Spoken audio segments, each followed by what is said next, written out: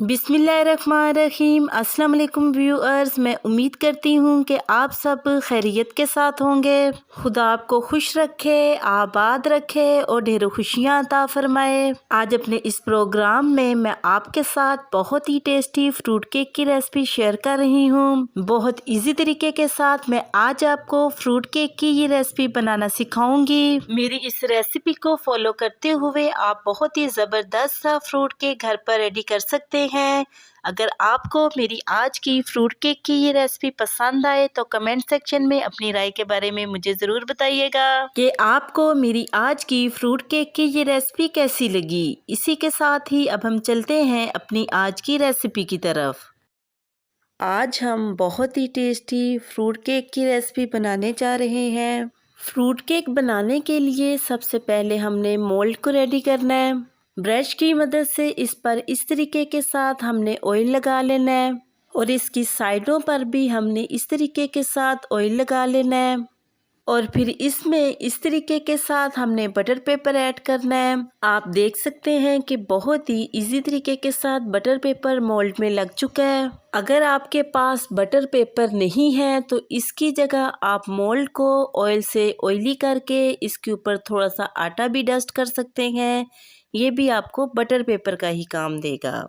सबसे पहले हमने एक बॉल लेना है और इसमें हाफ प्याली हमने फ्रेश मिल्क ऐड करना है। 2 अंडे ऐड करने हैं।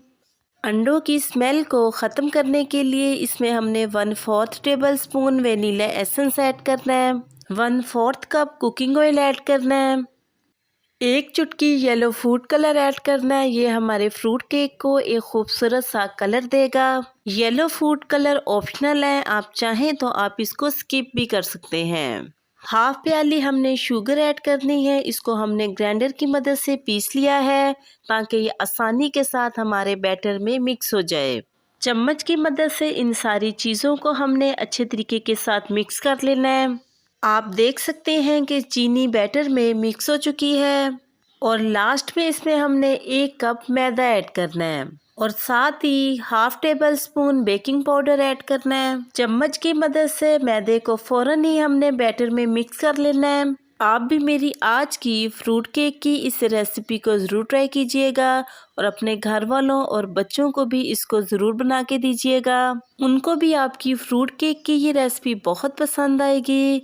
वो आपसे बार बार फरमाइश करेंगे कि आप उनको दोबारा भी ऐसा ही फ्रूट केक बना कर दें। बैटर हमारा माशाल्लाह से बिल्कुल रेडी हो चुका है और आप देख सकते हैं कि इसमें कोई भी लम्स बाकी नहीं रहा। लास्ट पर हमने इसमें रेड और ग्रीन कलर की अशरफियाँ ऐड करनी है। इनको छुरी की मदद से हमने बारीक बारीक काट लिया है। चम्मच की मदद से इनको बैटर में मिक्स कर लेना है। अशरफियाँ बैटर में अच्छे तरीके से मिक्स हो चुकी हैं। आप इस बैटर में अशरफियों के अलावा कोई भी ड्राई फ्रूट जो आपको पसंद हो ऐड कर सकते हैं। बैटर बेक होने के लिए बिल्कुल रेडी हो चुका है। बैटर को चम्मच की मदद से इस तरीके के साथ हमने मोल्ड में ऐड करना है। इसी तरीके के साथ ही हमने तमाम बैटर को मोल्ड में ऐड करना है। तमाम बैटर को हमने मोल्ड में ऐड कर लिया है।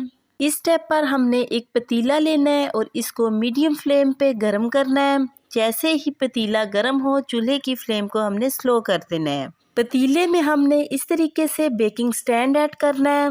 अगर आपके पास बेकिंग स्टैंड नहीं है तो इसकी जगह आप कोई भी स्टील की कटोरी या प्लेट उल्टी करके ऐड कर सकते हैं। स्टैंड के ऊपर इस तरीके के साथ हमने अपना मोल्ड ऐड करना है।